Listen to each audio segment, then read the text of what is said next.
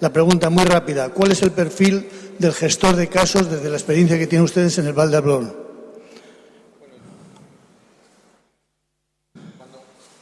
Al ladito, ahí al ladito.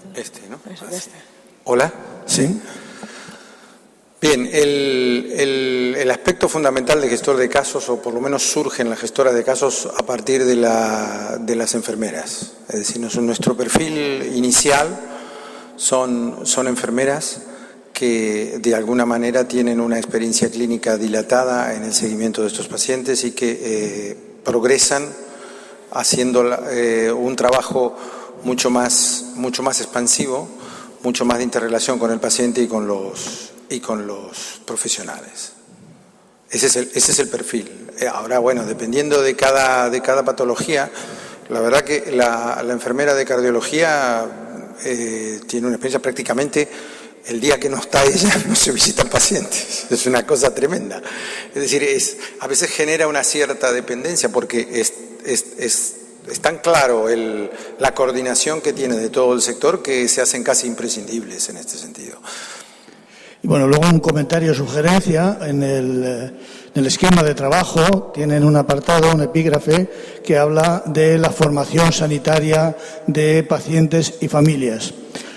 Como representante de pacientes, echo de menos un pequeño hueco en donde haya posibilidad de que los pacientes formen a los especialistas en las consecuencias del día a día. Es una reflexión que para nosotros es muy importante y que la dejo caer. En realidad es una interacción permanente lo de las reflexiones del día a día. Es decir, en función de la formación tiene que ver que estamos hablando de la familiarización del paciente con la enfermedad, con todos los aspectos de la enfermedad, con el seguimiento hospitalario, con los protocolos. Es decir, luego evidentemente hay una interacción entre la familia, la coordinación, como yo lo mostraba en el esquema cuando mostraba la gestora de casos. Es decir, hay una interacción permanente entre el paciente, los especialistas, la gestión de casos y el seguimiento multidisciplinario. Creo que mi intención era demostrar cómo podemos organizarnos hospitalariamente para el seguimiento de los pacientes. Y desde luego que hay una interacción, porque además hay una interacción con los médicos de atención primaria y con cómo el paciente realmente se acomoda a la nueva situación, que es una situación de diagnóstico, cómo se acomoda con respecto a su familia, cómo se acomoda con respecto a su trabajo y cómo se acomoda con respecto a la adherencia de posibles tratamientos. Así que es una sugerencia quizás para desarrollar un poco más en los esquemas, pero evidentemente se tiene en cuenta en el día a día, como nosotros estamos estudiando las enfermedades. Es más, en nuestra unidad multidisciplinar vienen asociaciones de pacientes y se reúnen allí y a veces interactuamos nosotros hablando con ellos en sus reuniones cotidianas sobre el manejo organizativo, sobre organización de la información, sobre cómo poner la información en la página web y después con la gestora de casos en cómo pueden gestionar su interacción familiar con la patología. Devolvemos la palabra que habíamos interrumpido antes porque hubo un pequeño... A Juan.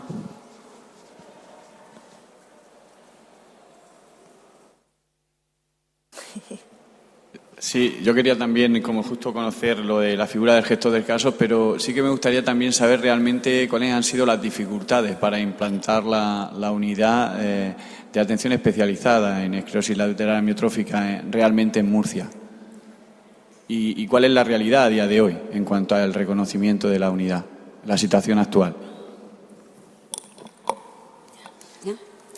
Bueno, las dificultades han sido que yo creo que, como pasan muchas cosas, en lugar de crear la necesidad que el sistema sanitario se dirija a los especialistas y nos digan pues es necesario crear una unidad, pues pasó al revés. Yo hice una rotación en el Hospital de Bellvitge en Barcelona para hacer formarme en neuromuscular y participé durante esos 3 meses en la unidad de ELA con la doctora Mónica Povedano, a la que tengo que agradecerle todo lo que me ayuda siempre con todo lo que le consulto y con todas las veces que le hago venir a Murcia, etcétera, etcétera.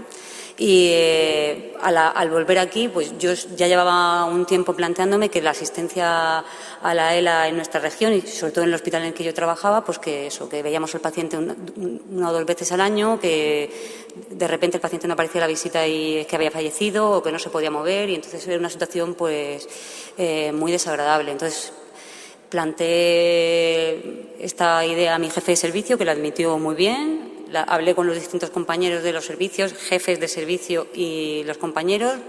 Todos se brindaron enseguida. Buscamos un día para combinar todas las agendas y no hubo problema. Tuvimos que hacer un protocolo de tal. Todo eso se hizo, por supuesto, en el tiempo libre de cada uno. En ningún momento se nos dio tiempo profesional para hacer ese tiempo, sino que cada uno pues le echó las horas pertinentes en su casa y pues empezamos a trabajar con la unidad, la pusimos en marcha y lo comentamos con los distintos compañeros sobre todo de neurología de la región de Murcia, que cuando quisieran pues que había una unidad abierta y que podían mandarnos a los pacientes, si los pacientes lo deseaban, venir, porque claro, se tenían que desplazar hasta Cartagena. Pero en realidad la región de Murcia es una región pequeña, bastante bien comunicada y tampoco había problema. Lo ideal hubiese sido que hubiera un par de unidades y pues a todo esto llegó el verano, la campaña está del cubo de agua fría y pues nos preguntaron y aquello salió publicado en el periódico y sentó fatal. Sentó fatal que la unidad se hubiera abierto sin, pues yo creo que la correspondiente foto pertinente, y sentó fatal que fuera en Cartagena y no en Murcia y pues hubo una serie de problemas. Pasado todo este problema, pues seguimos hacia adelante y nos encontramos con que los compañeros de otras áreas sanitarias de la región de Murcia que nos mandaban a los pacientes, pues en ocasiones pues tenían contestaciones como que no se derivaba el paciente porque la unidad no estaba acreditada como tal unidad, cosa que es cierta.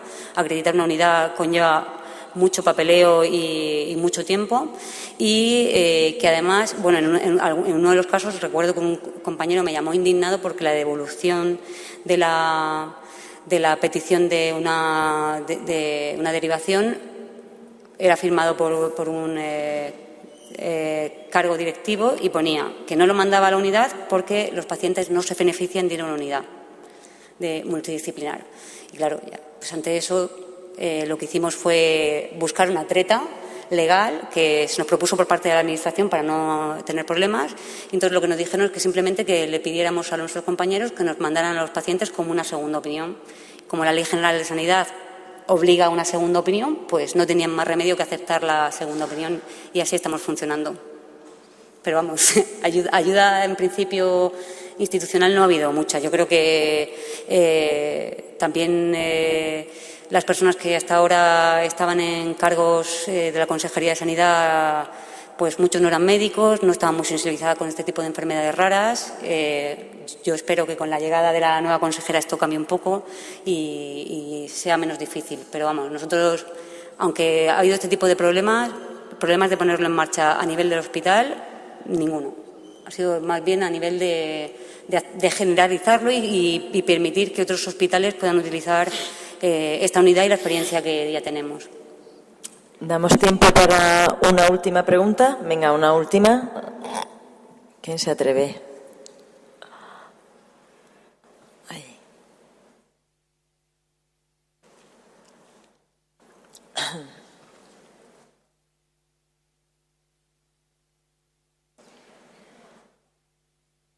Hola, yo quería preguntar, porque soy estudiante de nutrición y me interesa mucho en general todo este congreso, y quería saber si os habéis planteado tener en la unidad de nutrición un nutricionista, porque realmente en Murcia es una carrera bastante nueva y tener a más gente, más especialistas ayudando en todo este tipo de enfermedades en lo que es soporte nutricional, yo creo que es bastante importante para poder mejorar la calidad de vida. Pero no sé. No tenemos un nutricionista porque ahora mismo en el hospital los médicos que hay son médicos endocrinólogos y nutrición, ¿de acuerdo? Y enfermeras en nutrición. Los nutricionistas que hay en el hospital se dedican a la alimentación de los pacientes ingresados. Yo espero que eso cambie, pero hasta ahora mismo no contamos con un nutricionista porque no existe un nutricionista en el hospital, fuera del que elabora las dietas para el paciente ingresado, tanto a nivel pediátrico como de adultos. Cuando podamos contar con ellos, yo sé que será estupendo porque aportan una visión, digamos, yo creo que más práctica que la que pueda hacer el médico endocrinólogo. Esa parte ahora mismo la suple un poquito la enfermera de nutrición, que llevan ya muchos años trabajando en esto y son las que hacen un poco de nutricionista, pero supongo que cuando esta carrera sea más extendida y se contraten nutricionistas hospitalarios, pues tendremos la unidad. Pues nada más, muchísimas gracias y concluimos esta mesa. Muchas gracias a todos los asistentes y de nuevo un saludo a los estudiantes iberoamericanos que nos están siguiendo. ¿Estarán dormidos ya? No, digo que habrán caído muertos sobre. Se fueron a tomar el pisco labio. Se fueron a tomar un pisco sour o algo de eso.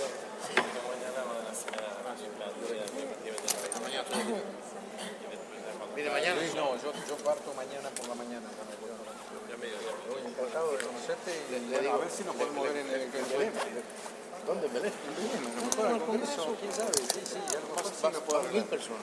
Sí. No, que yo la gente de Argentina va mucho. Sí, americana. Yo conozco a Eduardo Castillo. Sí, ahora.